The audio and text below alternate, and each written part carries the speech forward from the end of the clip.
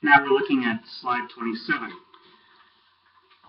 So the British, as their power grew in India, which has been called the jewel of the crown, that is the most important British colony during the height of the British Empire, both because of its size and because it was lucrative. As British power grew, so did British interest in securing their position there in India, and this also focused the attention of the Qing. As British power grew, it grew in, at the same time, as did British interest in expanding trade with China. This is because trade with China was already going on, but it was mostly one way. It was one way in that there was plenty of British demand for Chinese goods, notably tea and silk and spices, but there was zero Chinese demand for British goods. And this was causing a drain of silver going one direction from west to east, and was becoming an economic concern for the British that would lead directly to the Opium War of 1839 to 42, which we'll get into in a couple slides hence. The British had been trying to do more than just lie in wait all winter long in Macau, and then have a brief period of trade in Canton, or Guangzhou, during the season that was allowed for the trade in the spring, because it allowed for only limited profits and certainly very limited opportunity to export into China. So the British tried to send an embassy, a mobile embassy of sorts, to Peking in 1796, this most famous of these embassies headed by Lord Macartney. Its mission was to open up trade relations and political relations with the Qing, but there was only one problem. The Qing had no concept, historically, of such relations with a power that was not on its periphery and could offer, as a quid pro quo, loyalty that actually meant something to the Chinese Empire. The British were far away. They were inconsequential as far as the Chinese were concerned.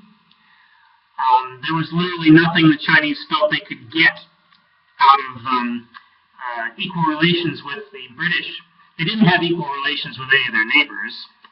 China considered itself to be a much bigger and more consequential power, and indeed it was, compared to all of its other neighbors. It had had very little contact with anyone outside of that sphere of Chinese suzerainty, of Chinese cultural and political dominance. And so here comes this power from the other side of the world, and the Chinese, by the way, had very little concept of how big the world was, nor did they have any concept of how powerful the British were becoming. And so there was literally no reason. This is often overlooked when people write about this subject. There was just no reason for the Chinese to pay any attention to the British with the facts they had at hand.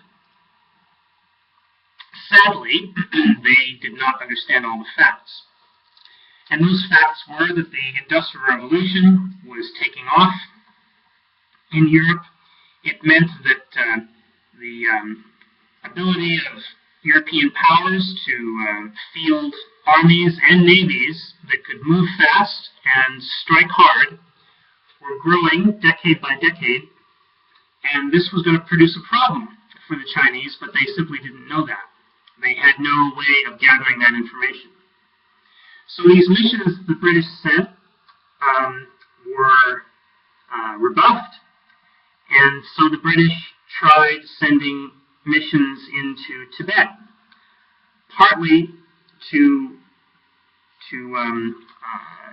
guarantee that there would be no hostile Russian influence in Tibet, which borders on India, partly looking for a way to get into the back door, so to speak, into China and initiate trade that way. You can see, by the way, on any map of China and Tibet where Shigatse is. This is one of the first places that the British went. There they ran into basically an immovable object, and they did not yet have irresistible force. They ran into the hesitancy on the part of even the Panchen Lama, who was a competitor with the Dalai Lama for power, and number two in the arrangement of who's more powerful and more influential with the Dalai Lama. But even the Panchen Lama in Shigatse was not interested in daring to establish any sort of relations with the British, because he was concerned the Chinese would come down hard on him. And so that mission was rebuffed. More than one mission by the British was rebuffed. This was during a period when there was a strong Amban, or Chinese imperial representative, in Lhasa. Somebody who kept tabs on everything that was going on. Somebody who probably had spies in Shigatse. And so this is probably one reason why the Panchen Lama was hesitant to engage in any sort of contact with the British, other than to say thank you very much for coming and have a safe trip back. So the British began to take measures to rebalance trade with China. They began to cultivate tea in India so that they didn't have to buy so much of that from China. They began to cultivate opium and to ship it to China, where the corrupt and not particularly interested in national objectives compradors in Canton were willing to buy it because they knew that they could sell it inside of China at great profit. The word comprador is an interesting one. It comes from the Portuguese, which means customer. And it was the Portuguese, of course, who were permanently placed in Macau, not so much with a colony, but with a territory under their own administration that the Chinese recognized and put up with, because the Portuguese basically were not interested in doing anything more for 99% of the time they were there, not interested in doing anything more than trading and following Chinese wishes and existing. They did not pose any sort of threat.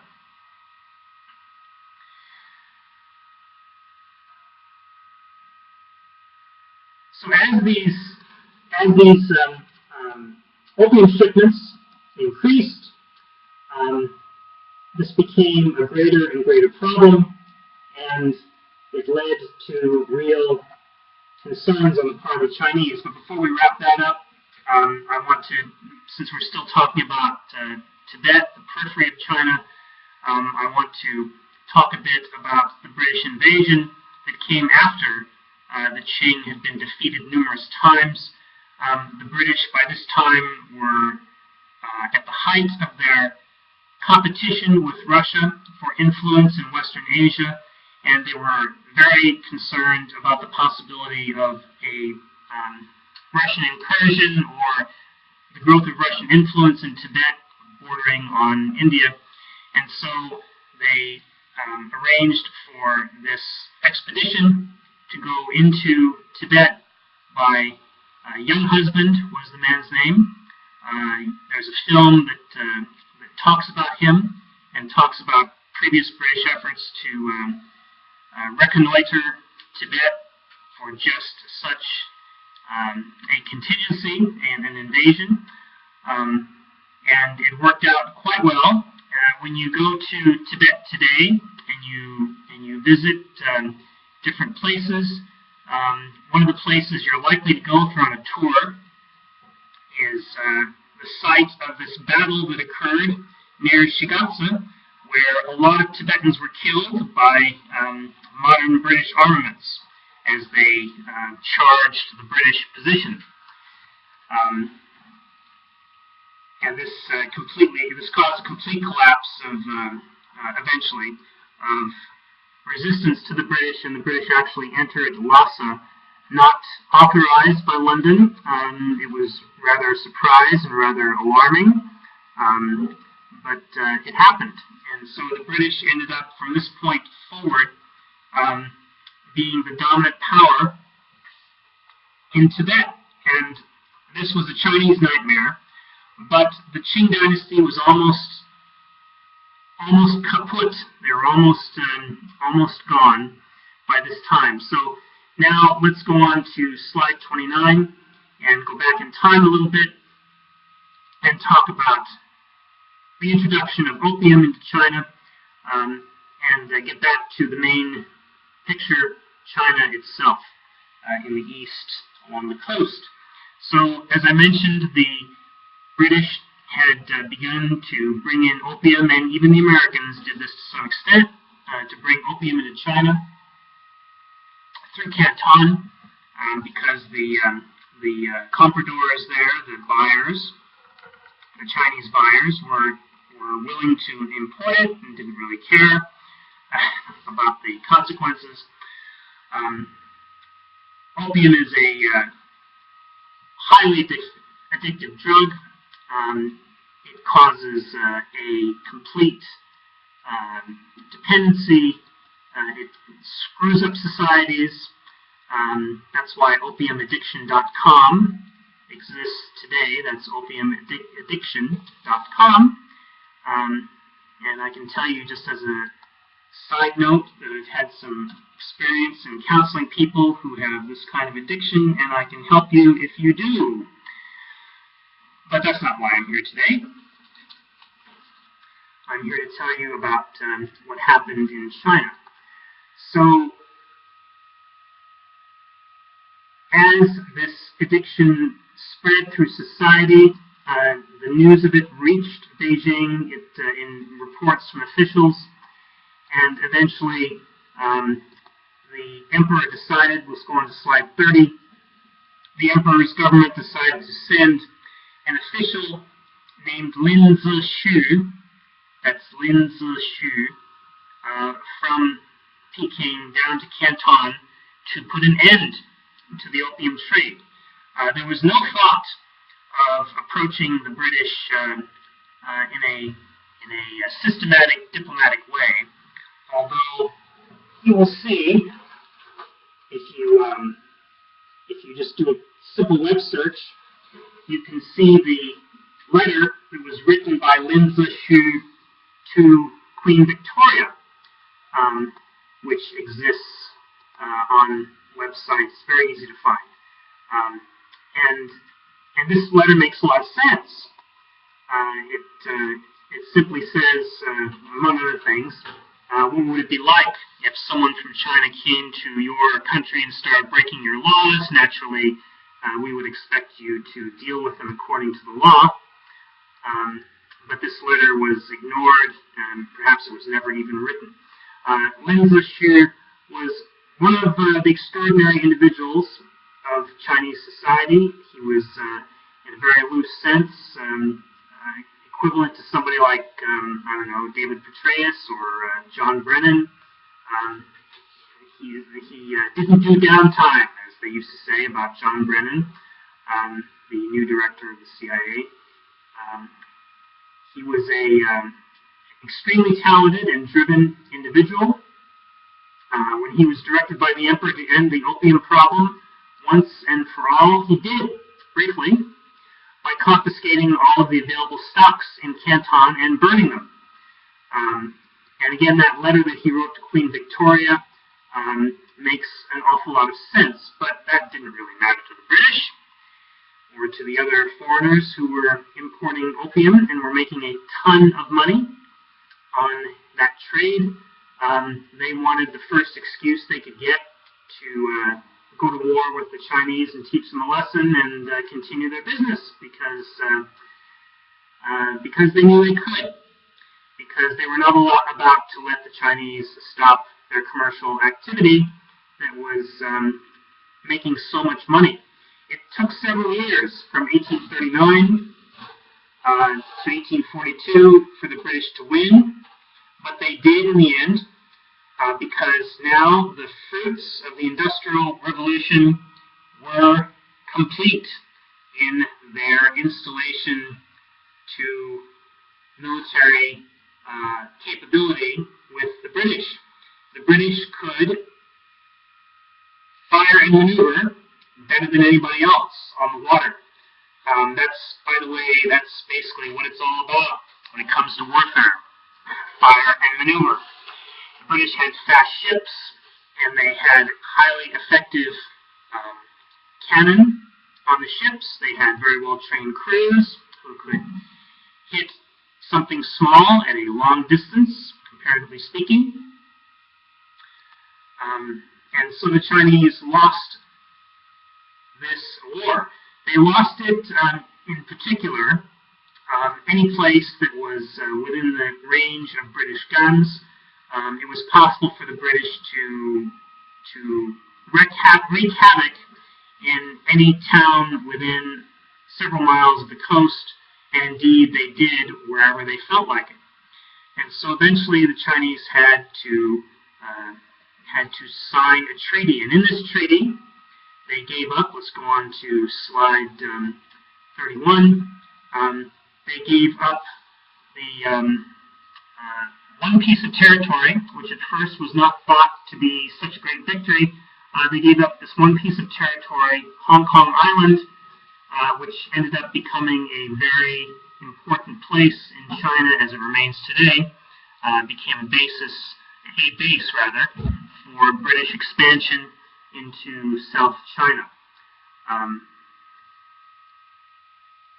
So I don't mean to be cynical, but the driving force here were profits that benefited the British Isles and British power. And this is one of those things that is the way of the world. It did not matter to the publics concerned, or certainly to the officials, that the result was to create a chaotic situation, loss of innocent lives, complete disruption of society on the other side of the world. It was simply a matter of maintaining national power and influence and profits. Not that happens today, of course. But part of it, too, was a story of struggle for national survival, I have to say. The British were, let's go on to slide 32. The British were engaged in what they viewed to be a struggle between nations where there was not going to be any mercy. And they were making other efforts in other places. There was another war that occurred between 1839 and 42 that I want to briefly note. That was a war in Afghanistan where the British not only lost, they were slaughtered in large numbers. And the basic bottom line here is that technological advantage during this era got you a lot on the water, but didn't necessarily get you very much on land, for obvious reasons, because the whole fire and maneuver thing, if you're talking about a soldier on the ground, there's not that much of a gap between the well-endowed army at that time and the well-endowed navy. In other words, soldiers on the ground can only carry around so much in cannon and rifle shot and so forth. And back in those days, there were no armored personnel carriers or helicopters, but there were ships that could move much faster than the less technologically advantaged, and there were guns that were much bigger and more accurate than those who did not have the technology. So that's why the British were able to prevail in China, but lost everything in Afghanistan. We'll stop here and continue with slide 33.